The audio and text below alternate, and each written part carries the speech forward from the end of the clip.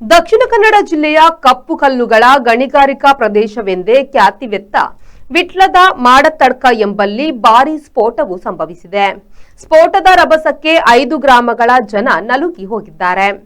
ಇಲ್ಲಿನ ಕಪ್ಪು ಕಲ್ಲು ಗಣಿಗಾರಿಕೆಗೆ ಸೇರಿದ ಕಾರ್ಮಿಕರು ತೆರೆದ ಪ್ರದೇಶದಲ್ಲಿ 100ಕ್ಕೂ ಹೆಚ್ಚಿದ ಜೆಲಿಟಿನ್ ಕಡ್ಡಿ ಹಾಗೂ 50ಕ್ಕೂ ಮಿಕ್ಕಿದ ಡೆಟೋನೇಟರ್ಗಳನ್ನು ಅಜಾಗರೂಕತೆಯಿಂದ ಇಟ್ಟ ಪರಿಣಾಮ ಬಿಸಿಲಿನ ಝಳಕ್ಕೆ ಇವುಗಳು ಬ್ಲಾಸ್ಟ್ ಆಗಿದ್ದು ಅಕ್ಕಪಕ್ಕದ ಸುಮಾರು 12ಕ್ಕೂ ಮಿಕ್ಕಿದ ಮನೆಗಳಿಗೆ ಹಾನಿಯಾಗಿದೆ.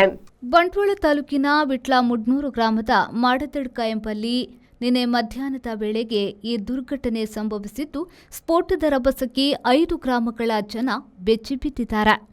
ಇಲ್ಲಿ ಸುಮಾರು 12 ವರ್ಷಗಳಿಂದ ಕಪ್ಪು ಕಲ್ಲು ಗಣಿಗಾರಿಕೆ ನಡೆಸುತ್ತಿರುವ ಎನ್ಎಸ್ ಕ್ರಷರ್ ಎನ್ನುವ ಸಂಸ್ಥೆಗೆ ಸೇರಿದ ಸ್ಫೋಟಕಗಳು ಇದಾಗಿದ್ದು, ಅಕ್ರಮವಾಗಿ ದೈವಗಳಿಗೆ ಸೇರಿದ ಜಾಗದಲ್ಲಿ ಈ ಸ್ಫೋಟಗಳನ್ನು ಇರಿಸಲಾಗಿತ್ತು.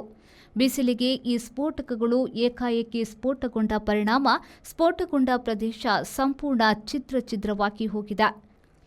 ಸ್ಫೋಟದ ಘರ್ಷಣೆಗೆ ಸುಮಾರು 20 ಮೀಟರ್ ದೂರದಲ್ಲಿದ್ದ ಮನೆಗಳಲ್ಲಿ ಬಿರುಕು, ಕಿಟಕಿ ಗಾಜುಗಳು ಪುಡಿಯಾಗಿದ್ದು ಮೇಲ್ಛಾವಣಿ ಕುಸಿದು ಬಿದ್ದಿವೆ. ಸುಮಾರು 12 ಮನೆಗಳಿಗೆ ಹೆಚ್ಚಿನ ಹಾನಿಯಾಗಿದ್ದು, ಘಟನೆಯಲ್ಲಿ ಯಾವುದೇ ಪ್ರಾಣಹಾನಿಯಾಗಿಲ್ಲ. ಬೈಟ್ ಪೂಜಾಶ್ರೀ ಸುಜಯಾಲ. ಸ್ಫೋಟಗೊಂಡ ಪರಿಸರದ ಸುಮಾರು 200 ಮೀಟರ್ ವ್ಯಾಪ್ತಿ ಪ್ರದೇಶದ ಗಿಡ ಮರಗಳ ಎಲೆಗಳು ಚೂರು ಚೂರಾಗಿ ಬಿದ್ದಿರುವುದು ಸ್ಫೋಟದ ತೀವ್ರತೆಗೆ ಸಾಕ್ಷಿಯಾಗಿ ನಿಂತಿವೆ. ಸ್ಫೋಟದ ಜಾಗದಲ್ಲಿ ಬೆಂಕಿ ಕಾಣಿಸಿಕೊಂಡಿದ್ದು, ಸ್ಥಳೀಯರು ನೀರು ಹಾಯಿಸಿ ಬೆಂಕಿ ನಂದಿಸುವ ಕಾರ್ಯ ಮಾಡಿದ್ದಾರೆ. ಸ್ಫೋಟಕಗಳನ್ನು ಅಕ್ರಮವಾಗಿ ಅಜಾಗರೂಕತೆಯಿಂದ ದಾಸ್ತಾನಿರಿಸಿದ ಸಂಸ್ಥೆಯ ವಿರುದ್ಧ ಪೊಲೀಸರು ಪ್ರಕರಣ ದಾಖಲಿಸಿಕೊಂಡಿದ್ದಾರೆ. ಕ್ರಷರ್ಗೆ ಸಂಬಂಧಿಸಿದ ಯಂತ್ರೋಪಕರಣಗಳನ್ನು ವಶಪಡಿಸಿಕೊಳ್ಳಲು ಪೊಲೀಸರು ಕ್ರಮ ಕೈಗೊಂಡಿದ್ದಾರೆ.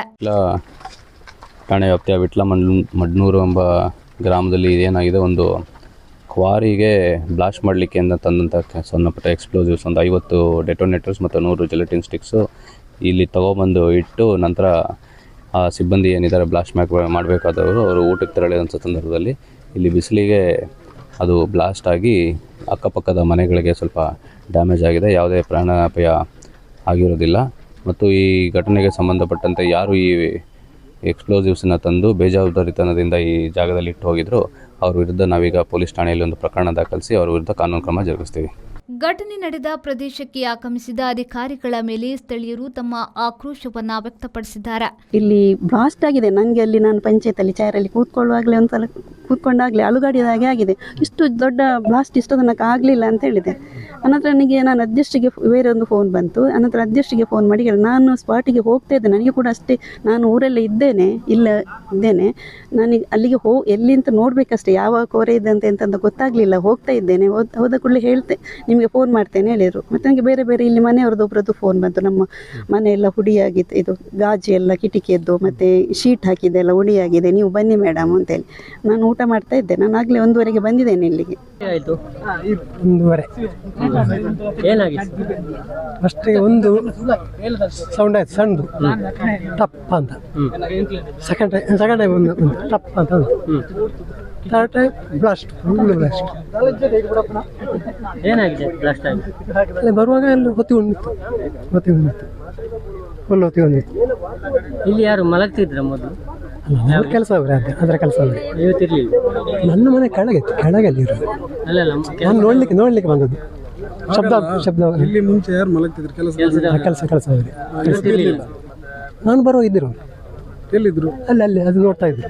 ಒಂದು ಸೌಂಡ್ ಬಂದಿದೆ. ಅದಕ್ಕಿಂತ ಮೊದಲೇ ಸ್ವಲ್ಪ ಸೌಂಡ್ ಬರ್ತಿತ್ತಂತೆ ನಮಗೆ. ನಾನು ಇರಲಿಲ್ಲ ಇಲ್ಲಿ ಮನೆಯಲ್ಲಿ, ಹಸ್ಬೆಂಡ್ ಮತ್ತು ಮಗು ಇದ್ರು. ಆಮೇಲೆ ಸೌಂಡ್ ಒಂದು ದೊಡ್ಡದು ಕೇಳಿ ಆದಮೇಲೆ ಎಲ್ಲ ಕೆಳಗಡೆ ಬಿದ್ದಾಗಿದೆ. ನೋಡುವಾಗ ಏನಿರಲಿಲ್ಲ. ಮತ್ತೆ ಅಲ್ಲೆಲ್ಲ ಬೆಂಕಿ ಎಲ್ಲ ಒಂದಾಗಿತ್ತು.